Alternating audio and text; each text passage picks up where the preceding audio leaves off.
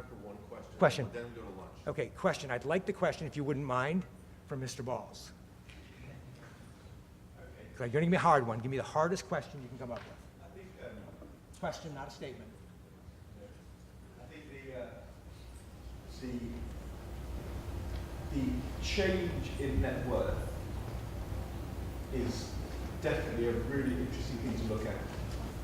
Although, can there be good reasons for a change in net worth being positive or negative? Totally And correct. bad reasons. 100% correct. When we invest in an operation, when we have this from a business perspective, and he's running losses, possibly during a year or 2 years, because he's investing in really smart projects, absolutely.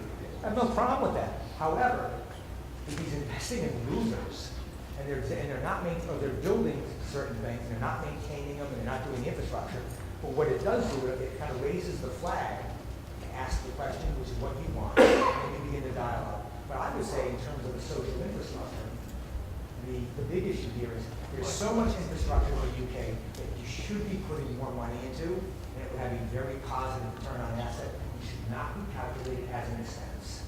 Absolutely not. It should go on your books as a capital expenditure, but it must be managed. You must have proper depreciation on it. You have to look at fair. But there's a massive gap. I think Doug will talk about that as well. You are sitting on a treasure trove of smart infrastructure, including the universities, where money could be spent properly.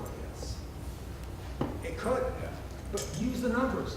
Use the numbers, use them as your friends, they will help you. Right. Second one, yes or no, Jay? Yeah, Just a clarification on that. Sure. Do your net worth figures for government in the US include the capital value of the existing infrastructure? Do they include estimates for the highway system, the national parks, you name it? The broad answer is yes. In the UK, since you're sitting next to him, they actually disclose very methodically in extensive detail not only their assets, but they also include capital impairment, additions, depreciation. Then they even go a step further. They break it out by category because they're doing a whole of government, and then they even do one more even radical thing. They actually disclose in the footnote that there's a 325, I'm not correction of a number, a 325 billion increased potential appreciation in the local assets because they didn't mark them to market, current value, they put them on depreciated value, and they give you that number. So when we showed the numbers for the UK, by the way, we included that appreciation because, again, it was a helpful footnote that provided us the disclosure you get. So yes. Okay, sorry for the time. Thank you very much. Ladies and gentlemen, we're going to, as a group,